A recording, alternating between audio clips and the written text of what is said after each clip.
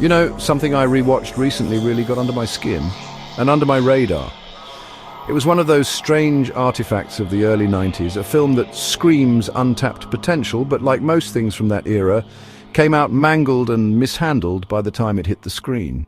You know the type. A movie that should have been iconic could have spawned a franchise, maybe even redefined a genre, if only someone had let it breathe. That movie, Split Second from 1992, and no, not the game show from the 70s or the racing game from 2010.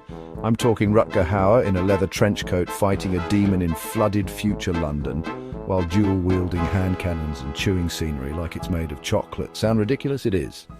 And that's exactly why it should have worked. But here's the kicker. With modern Hollywood trying to force cinematic universes out of cereal box mascots and TikTok trends, maybe it's time we looked back at something that didn't get its fair shot. Maybe, just maybe, this thing should have been a series.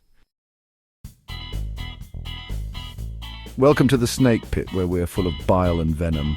I'm your host, Snake Daemon, and today we're taking a long, hard stare into the dark, dripping mess of Split Second, and I'll be asking the obvious question, why did this not become a mini-series? Or better yet, why hasn't anyone fixed this thing yet? Let's start with some history, because this production saga is messier than a gremlin in a blender. Split Second started life in 1988 as a script titled Pentagram by Gary Scott Thompson, the same guy who would later write The Fast and the Furious. That script was a gritty occult horror thriller set in modern Los Angeles with a ritualistic serial killer, dark overtones, and a creepy pentagram-based murder cycle. Pretty promising stuff. Urban, satanic horror before Seven made it cool.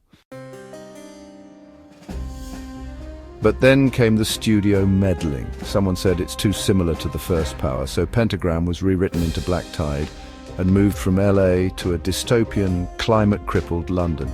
Global warming, rising sea levels, pollution, all baked into the background long before it was trendy. Add a bit of psychic cop nonsense, a mutated satanic killer, and presto, you've got Split Second, the B-movie gem that forgot what it was halfway through production. The villain's design wasn't finalized until 3 weeks before filming. The director quit midway through. Rutger Hauer was rewriting the script during production. That is not the recipe for a tight, coherent thriller. That's a flaming dumpster of chaos on a leaking barge. Set in the far-flung dystopian hellscape of 2008, anyone laughing yet? We follow burnt-out homicide detective Harley Stone, a PTSD-ridden cop who operates on a cocktail of chocolate, caffeine, and fury. Stone is partnered with Dick Durkin, an Oxford-educated rookie assigned to monitor Stone's inevitable breakdown. The two stumble into a series of brutal organ-stealing murders involving pentagrams, flooded city ruins, and a killer who might not even be human. Oh, and Stone has a psychic link to it. Did I mention that? Of course he does. This thing has more 90s cliches than a warehouse full of pogs. And yet, it works, kind of. Hauer brings the charisma, Kim Cattrall shows up as the love interest, and Alun Armstrong is there to yell exposition. The killer, eventually revealed to be a hulking, mutated Satan beast with claws, DNA absorption, and a fetish for hearts, is barely shown, which somehow makes it creepier. Until, of course, it starts shooting people with a shotgun. Why? No idea. You're the literal embodiment of evil. Why the hell do you need firearms? That's the kind of movie that throws everything at the wall and hopes the slime sticks. Sometimes it does, sometimes it slides off and, well, takes half the drywall with it. Now here's where we dig into what could have been, let's be honest. The film is a Frankenstein monster of genres. Sci-fi, horror, buddy cop, occult thriller, dystopian action, all crammed into 90 minutes. No wonder it's a mess. But, stretch it out, give it room to breathe, and suddenly you've got something truly special. Establish the world. London is underwater, crime is rampant, society's cracking. Introduce Stone, a detective haunted by past trauma, And Durkin, the green but capable new partner. First murder drops. No creature yet. Just ritualistic gore and rain that never stops. So right, we get more of the killer's ritual, and Stone's dreams, well, they start to hint at this weird psychic link.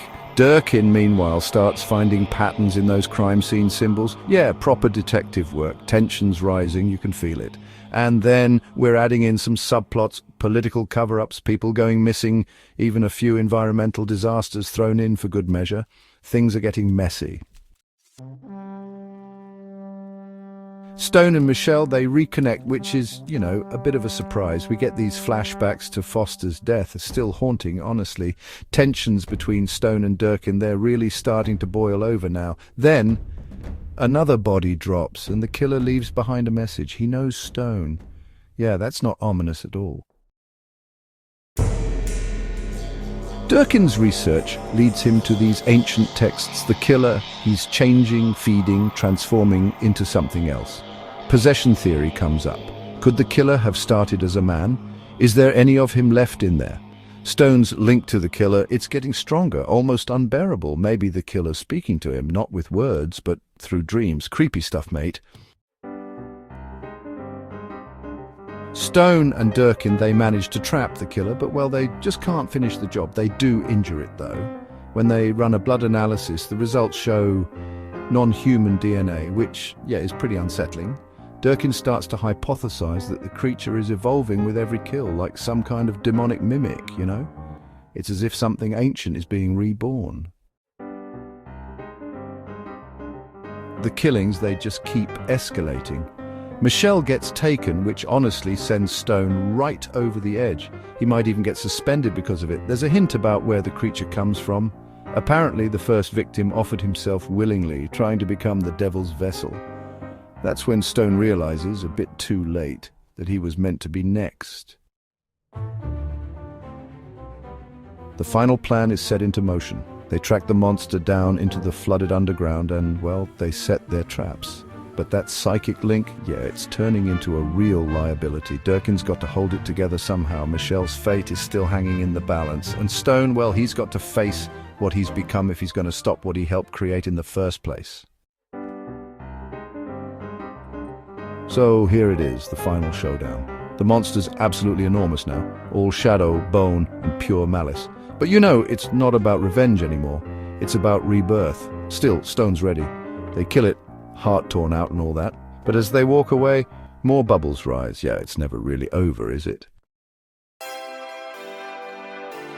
You've got yourself a tight, atmospheric, binge-worthy thriller. Look, we're drowning in safe, soulless content. Everything is a reboot, everything is universe building, and everything is scared to fail, so it never dares to try. But here's the thing, Split Second tried. It didn't land everything, but damn it, it swung hard. And in today's landscape of films that are little more than glorified commercials, that kind of effort deserves a second shot. And we've done this before, haven't we? We've taken cult hits and made them shine with a modern polish. We've colorized classics, fixed bad FX, and even turned forgotten IPs into streaming goldmines. So why not do it again? Don't remake Split Second. Rebuild it, expand it, polish it, and, give it the slow burn, grim, dark noir treatment it was always supposed to have. Because as it stands, all we're doing is burning cash on forgettable content, while true potential sits gathering moss in the flood.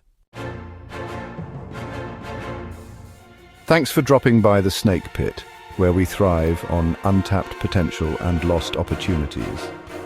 Don't forget to subscribe and hit that bell, like the video, and leave your opinions in the comments, where, naturally, I won't read them. Until next time, stay venomous.